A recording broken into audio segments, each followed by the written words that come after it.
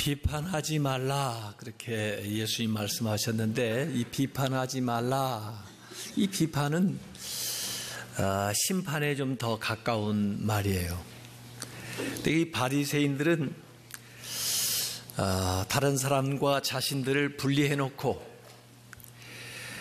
또 자신들은 좀 우월한 입장에서, 또 자기들이 그들과 다르다는 것을 나타내기 위해서 다른 사람들을 정죄하고 또 심사하고 판단을 했었던 겁니다. 그래서 예수님께서 마태복음 23장 2절에도 보면 그들을, 바리새인과 그 서기관들이 모세의 자리에 앉아 있다라고 얘기를 했습니다. 모세, 율법을 준, 마치 그 율법이 자신들의 전유물인 양, 그걸 가지고 다른 사람들을 판단을 하는 거죠. 그러다 보면 은연중에 자신들이 하나님 자리에 앉아 있습니다. 하나님의 자리를 탐내는 것 같아요. 그래서 마치 하나님의 이름을 빌어서 다른 사람들을 정죄합니다. 그러다 보면 하나님의 이름을 망령되이 일컬을 위험성도 지니는 거죠. 하늘의 목소리를 빙자해서 위선적인 광기가 느껴질 정도로 사람들에게 아주 무섭게 또 두렵게 그렇게 했던 것들에 대하여 예수님이 이야기하시는 겁니다. 하나님은 또 우리에게 주신 이 말씀은 남한테 들이대서 심판하라고 준 잣대가 아닙니다. 하나님의 말씀은 스스로를 비추어 보고 자신에게 적용해보고 또 하나님 앞에 회개하라고 나에게 주신 말씀이에요. 그런데 이 비판은, 정죄는 스스로 교만해진 것입니다. 이것이 습관이 되다 보면 그의 영성도 사라지게 됩니다. 심판은 사람의 눈을 멀게 만들어요. 반면에 사랑은 사람의 눈을 뜨게 만듭니다.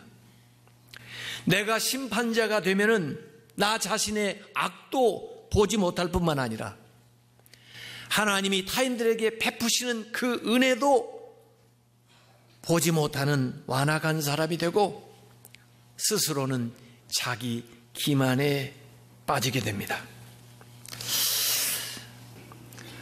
로마서 2장 1절에 성경에 얘기했습니다. 그러므로 남을 판단하는 사람아, 누구를 막론하고 내가 핑계하지 못할 것은 남을 판단하는 것으로 네가 너를 스스로 정죄함이니 판단하는 네가 같은 일을 행함이니라. 저는 오늘 말씀을 읽으면서 주님이 이렇게 말씀하시는 것 같았습니다. 네가 계속 비판을 한다면 너 스스로 나의 은혜를 저버리는 것이다. 내 용서가 너와 너의 이웃에게 미치는 것을 부정하는 것이다. 그러면 너는 보복의 악순환을 부를 것이며 너도 결국 그 피해자가 될 것이다. 모든 인간의 비판에는 그 안에 이기주의가 물들어 있습니다. 비판할 때 나는 상대보다 높은 자리에 올라서서 그를 본다고 생각하고 있습니다. 내 안에 있는 바리새주의입니다. 비판하는 사람은 자신을 높이고 상대를 낮춥니다. 그래서 비판을 받는 당사자조차 도움이 되기는커녕 오히려 더 적의를 품게 만듭니다. 이것은 정의로 느껴지는 게 아니라 비판자의 이기심과 자만심으로만 느껴집니다. 어떤 사람도 하나님의 자리에 앉을 수 없습니다. 음행하다 현장에서 잡혀온 여인을 바리새인과 서기관이 예수님 앞에 데려 나왔어요. 그래가지고 이 얘기를 합니다. 모세의 율법에 이러한 여자를 돌로 치라 명하셨는데 당신은 무엇이라 하시겠습니까? 예수님에게 물어봤습니다. 예수님까지 모함하려고 하는 의도가 숨겨 있는 거죠. 그때 예수님이 조용히 말씀하셨습니다. 너희 중에 죄 없는 자가 먼저 돌로 치라. 그래도 그들은 양심이 있었습니다. 그 말씀을 듣는 순간 자신을 돌아봤습니다. 그리고는 한 사람씩 돌을 내려놓고 돌아갔어요. 예수님이 그 여인에게 얘기했습니다. 나도 너를 정죄하지 아니하노니 가서 다시는 죄를 범하지 마라. 심판만 있는 게 아닙니다. 거기에는 은혜도 있습니다. 이 세상에 최종적인 심판은 없습니다. 신뢰할 만한 재판도 별로 없습니다. 그래서 1심, 2심, 3심에 가도 억울하다는 사람은 여전히 있습니다. 하나님 앞에 있을 때 최종적이고 완전한 심판이 있을 것입니다. 누구에게만 유리한 것이 아니에요. 누구에게나 그 법이 있고 누구에게나 그 심판이 있고 또 누구에게나 은혜도 있습니다. 같은 기준을 가지고 우리가 살아가야 됩니다. 마태복음 7장 3절에 어찌하여 형제의 눈 속에 있는 티는 보고 네 눈 속에 있는 들보는 깨닫지 못하느냐. 예수님이 이렇게 말씀하셨습니다. 사실 우리나라 속담에도 똥 묻은 개가 겨 묻은 개 나무란다는 말이 있죠. 그 얘기입니다. 우리의 악도 타인의 악과 다를 바가 없습니다. 오히려 나의 악이 더할지도 모릅니다. 그러나 나는 나에 대해서 지극히 주관적이고 남에 대해서는 너무나 엄격합니다. 오히려 다른 사람에게 관대하고 자기에게 엄격해야 되는데 우리는 자신한테는 한없이 관대하면서 남한테는 엄격한 것이 인간입니다. 다윗이요, 얼마나 훌륭한 왕이었습니까? 그런데도 불구하고 그 왕의 지위를 이용을 해가지고 밧세바라는 여인을 강간을 했습니다. 그리고 충성스러운 군인 우리아를 자기의 죄를 은폐하기 위해서 전장터에 내보내가지고 그 전장터 적군의 손에 의해서 그를 죽였습니다. 그리고 죽은 장수의 미망인을 마치 자기가 자선을 베풀어서 거두어 주는 것처럼 자기의 아내로 삼았습니다. 아무도 모를 줄 알았죠. 하나님께서 나단에게 그 죄를 일러주고 가서 다윗에게 얘기하라고 합니다. 아무리 나단이라도 절대 권력을 가지고 있는 왕 앞에 가서 그걸 직설적으로 말한다는 것은 너무나 어려운 일이죠. 그래서 생각해낸 것이 이야기입니다. 그래서 다윗 앞에 갔어요. 참 세상에 희귀한 일도 많아요. 왜 그러세요? 그러니까 참 요새 잘 사는 사람들은 너무 잘 살아요. 노비들도 많고 양들 소들 가축도 많고. 그런데 이상하게 그 집 옆에 시질이 또 가난한 집이 있는데 가진 것이라고는 양 한 마리 달랑 있어서 그 양을 그냥 가족처럼 같이 하고 지내는데 어느 날 그 부잣집에 귀한 손님이 왔지 뭐예요.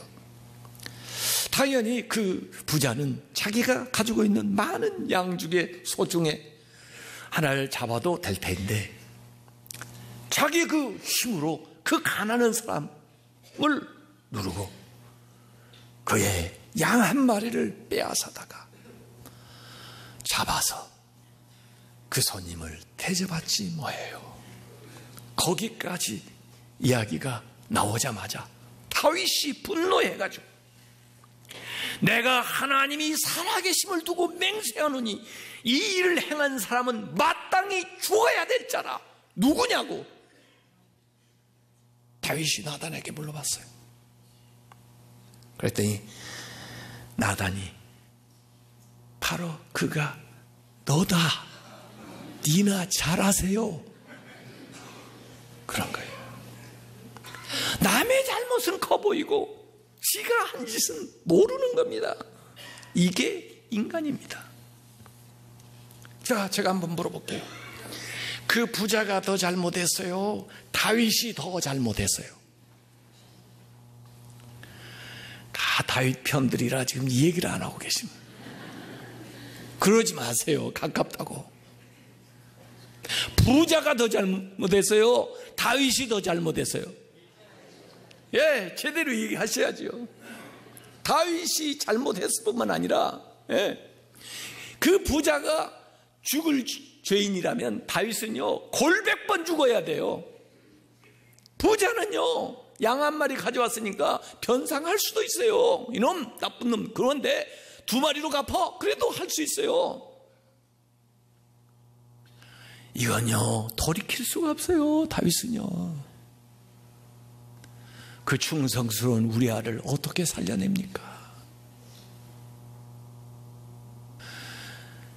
이야, 이걸 몰라요. 본인은요, 남한테는 엄격하고 자신한테는 관대해요. 입장 바꿔서 생각을 해보세요. 어쩜 그렇게 처지가 달라졌다고 그렇게 행동이 달라져요. 마태복음 7장 12절에 그러므로 무엇이든지 남에게 대접을 받고자 하는 자도 너희도 남을 대접하라. 이것이 성경이다 이거예요. 이게 율법이요 선지자다. 이게 기독교의 황금률입니다. 좋은 것도 내가 받고 싶은데 해주라는 거고, 나쁜 것도 내가 원하지 않으면 다른 사람에게도 하지 말라는 거예요. 비판할 거 있으면 먼저 기도해 보세요. 마태복음 7장 5절에 외식하는 자야, 먼저 내 눈 속에서 들보를 빼어라. 그 후에야 밝히 보고 형제의 눈 속에 있는 티를 빼리라 그랬습니다. 쇼한다는 겁니다. 외식하는 자는 속인다는 것입니다. 절대로 충고하지 마라, 비판하지 마라는 아니에요. 성결 조건이 있다는 거예요. 그래, 정말 바르게 하고 싶어서 건설적으로 하는 비판이라고? 그러면 먼저 해야 될 선결 조건이 있다는 것입니다. 뭡니까? 먼저 자신을 비춰보라는 거예요. 형제의 약점을 고쳐주려면 먼저 자기를 돌아보라는 거예요. 남의 실수는, 남의 허물은, 남의 잘못은 나를 비춰주는 거울입니다. 마태복음 6장 22절에 눈은 몸의 등불이니 그러므로 너의 눈이 성하면 온 몸이 밝을 것이다. 이렇게 앞에 나왔었는데 이것도 마찬가지예요. 눈에 티가 들어가지고 제대로 보지 못하면 얼마나 그 온몸이 다 불편하겠어요. 그래서 눈에서 티를, 들보를 제거하면서 새롭게 보는 기적을 내가 먼저 체험을 해야 다른 사람의 심정도 이해가 되고 그 다음에 그에게 조심스럽게 접근을 해야 되는 거죠. 그러니까 예수님을 만난 후에 우리의 사람 보는 시각은 바뀌어져야 돼요. 그래서 상대에 있는 눈에 티만 볼 것이 아니라 그 눈 자체를 보고 그 티에 가려서 그 눈을 못 봐서는 안 되고 그 티 외에 다른 것도 볼 수 있는 눈을 가져야 복되다는 거죠. 자, 그러면 제가 남의 눈에서 티를 빼주는 방법을 좀 가르쳐 드릴게요. 먼저요, 내 손을 씻어야 됩니다. 내가 정결해야 그 사람에게 가서 그 눈의 티를 빼줄 수가 있어요. 제 손자가 집에 와서 한 20일 있다 갔는데요, 제가 밖에 갔다가 들어와서 애를 좀 만지려고 그러면 제 아내가 하는 말이 있습니다. 뭐라고 하는지 아세요? 손 씻고 와. 손을 먼저 씻고 정결해야 오염을 안 시키지. 그 눈 예민한 그 부분에 내 손도 씻지 않고 담배 들면 그 사람에게 도움을 주기는커녕 해를 미칠지도 몰라요. 그 다음에 밝히 보고, 밝히 보라고 그랬어요. 밝히 본다는 것은 밝은 눈인데 잘 보아야 된다는 것은 지식이에요. 지식. 바른 정보예요. 잘 봐야 됩니다. 안 보이면 안경이라도 쓰고 돋보기라도 들이다대고 잘 봐야 됩니다. 미세한 걸수록 더 잘 관찰을 해야 돼요. 그 다음에 형제의 눈에 있는, 그랬어요. 그 사람이 왼수가 아닙니다. 형제예요. 형제로 보여야 돼요. 나만 그 사람이 형제로 보이는 게 아니라 그 사람도 내가 형제로 보여야 돼요. 그 사람 눈에 내가 원수로 보이는데 눈을 저한테 대주겠습니까? 눈을 콕 쑤시면 어떡하게? 보호를 하지. 형제의 눈 속에 있는, 그랬잖아요. 그건 신뢰예요. 신뢰. 평소에 신뢰를 쌓아야 돼요. 사랑의 관계를 가져야 돼요. 그가 나의 긍휼한 마음을 느낄 수 있는 정도가 돼야 정말 형제의 눈입니다. 그 다음에 티를 빼리라 그랬는데, 이 작은 티를 빼려면 기술이 있어야 돼요. 민감한 부분이기 때문에 실력이 있어야 돼요. 그래서 남에게 충고하는 게 쉬워요? 어려워요? 어려워요. 충고하지 말라는 게 아니라니까요. 어렵다니까요.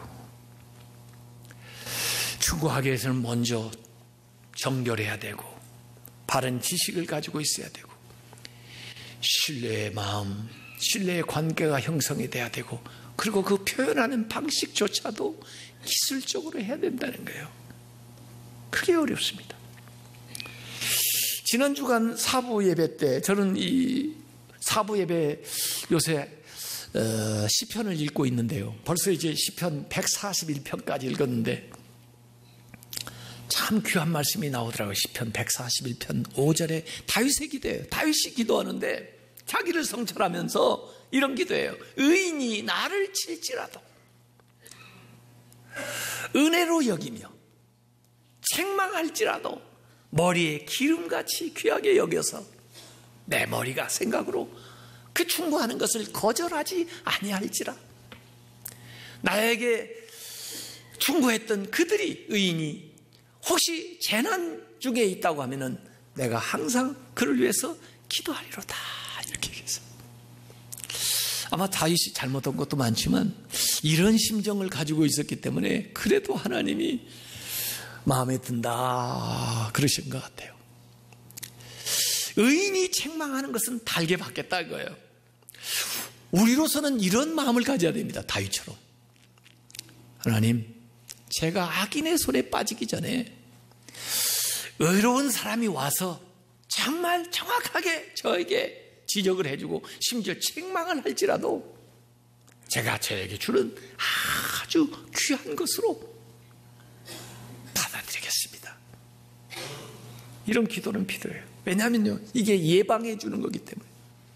의인의 이 말을 듣지 않으면요, 결국 악인들이 그걸 들고 일어나서 인정사정 없이 우리를 공경의 어려움에 쳐넣을 겁니다.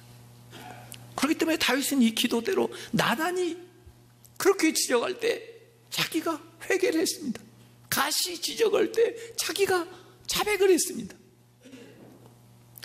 세상에 의인이 어디 있나요? 여러분이 의롭다고 여길 만한 인물이 어디 있나요? 그러니까 어려워요.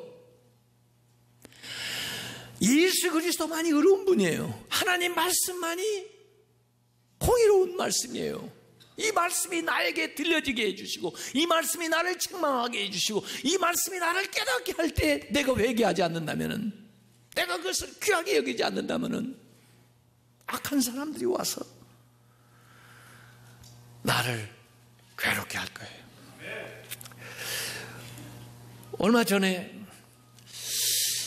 그 촛불 시위 새로운 정권 들어서고 나서 정치하는 몇 분하고 이렇게 만나서 식사할 기회가 있었어요. 거기서 그런 얘기했습니다. 금년이 종교개혁 500주년인데 마틴 루터 잘 아시겠죠? 그런데 그 당시에 같이 개혁을 하겠다고 그 독일에서 일을 한 그 루터 말고 또 한 사람이 있습니다. 그 사람이 토마스 뮌처라고 하는 사람입니다. 근데 처음에는 같이 시작을 했다가 또 나중에는 좀 방향이 좀 달라가지고 서로 옥신각신. 루터는 말씀에 기초해서 물론 생활 속에서 실천하는 운동을 일으켰지만 뮌처는 좀 더 과격하기 때문에 좀 더 멀리 나가네. 하나님의 영이 본인에게 임해서 선지자적인 일을 한다고 생각을 해가지고 이 정치의 변혁과 개혁과 또 심지어 이 농민 반란 이런 것들의 어떤 폭력적인 방법까지도 써가면서 세상을 바꿔야 된다는 생각을 했었기 때문에 이 루터하고 논쟁이 많이 있었고 결국 토마스 뮌처는 잡혀가지고 1525년에 처형을 당했거든요. 뮌처의 길을 걸어갈 거냐 루터의 길을 갈 거냐 이번 정부가 그런 얘기를 했습니다. 물론 촛불 시위에 모여가지고 선량한 시민들이 발표하고 표시했던 의사들은 저는 좋게 보아 예언적인 모습이라고 예언자의 음성이라고 봐주고 싶어요.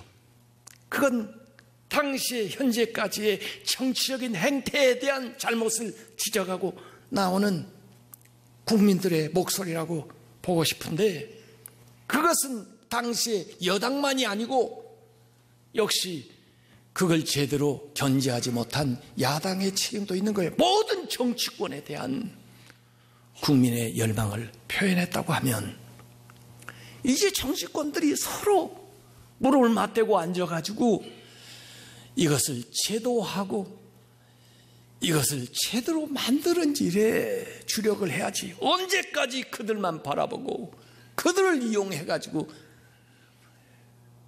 또 아전인수적으로 자기들을 지지하는 것으로 이용해 먹을 거냐 이거예요. 저는 문제가 있다고 보는 겁니다. 오늘 마태복음 7장 6절에 거룩한 것을 개에게 주지 말며 너희 진주를 돼지 앞에 던지지 말라. 그들이 그것을 발로 밟고 돌이켜 너희를 찢어 상하게 할까 염려하라. 어떤 분들은 이 6절의 말씀을 앞에 읽었던 말씀과 구별되게 이것은 그 앞에 본문에 붙는 게 아니고 전체에 해당되는 또는 별도의 이야기다 이렇게 이야기하는 분들도 있어요. 거룩한 것, 진주, 복음인데 진리인데 그걸 가치도 모르는 개 같은 돼지 같은 존재들 그들은 먹을 거나 구하는데 그들에게 던져주면 처음에는 먹을 건가 달려들었다가 아니니까 오히려 준 사람 해할까 염려한다 그런 얘기인데 저는 오늘 본문과 연결시키면은 그들에게 선의의 비판을 하거나 충고하는 것도 들을 귀가 있어야 이 얘기를 하지. 그러지도 못한 사람에서 그러지도 못한 상황에 그러지도 못한 장소에서 던져주면 그게 무슨 효과가 있겠냐 하는 말씀으로 저는 읽어줘요. 그래서 분별력 있게 해라 이런 거죠. 오늘 우리 종교개혁 500주년을 당하면서 한국교회는요 그래도 슬로건은 잘 뽑았던 것 같아요. 나부터 개혁하겠습니다라는 거예요. 나부터예요. 나부터. 개혁은요 남한테 요구해서 이루어지지 않습니다. 나부터 시작해야 되는 겁니다. 루터의 종교개혁은 물론 그 당시에 가톨릭의 잘못에 대해서도 얘기를 했지만은 그것을 이루어 나가는 방법에 있어서는 나부터 하나님 말씀 위에 바로 서기를 노력을 했고, 자기와 주변에 같이 있는 사람들이 그 말씀대로 사는 운동을 일으켰고, 그것이 확산되어 나아갈 때 진정한 개혁이 일어난 것입니다. 오늘 만약에 정치하는 사람, 힘을 가지고 있는 여당부터 나부터 구태를 버리겠습니다. 나는 5년 전에 이렇게 살았고 10년 전에 이렇게 살았는데 앞으로는 그렇게 하지 않겠습니다 라고 좀 나왔으면 좋겠어요. 오늘의 잣대로 5년 전 10년 전을 재어보면요, 정말 부패하고 정말 잘못되고 정말 부정한 정부입니다. 정권이었습니다. 오늘부터 고쳐야 됩니다. 나부터 개혁하고 나간다고 하면은 세상이 달라질 거예요. 또 그 방안을 같이 모아서 의논을 한다면은 더 좋은 방법이 나올 거예요. 그러나 계속해서 남을 탓할 때는 끊임없는 악순환만 계속될 것입니다. 종교개혁의 정신을 우리가 오늘 구현하는 데 있어서 나부터 변화되겠습니다. 나부터 회개하겠습니다. 나부터 새로워지겠습니다. 나부터 기도하겠습니다. 나부터 사랑하겠습니다. 나부터 다시 시작하겠습니다. 이러한 결단이 저로부터, 우리 교회로부터 시작될 때 비로소 참된 개혁이 일어나고 이 땅을 새롭게 만드는 역사로 이어질 줄로 믿습니다.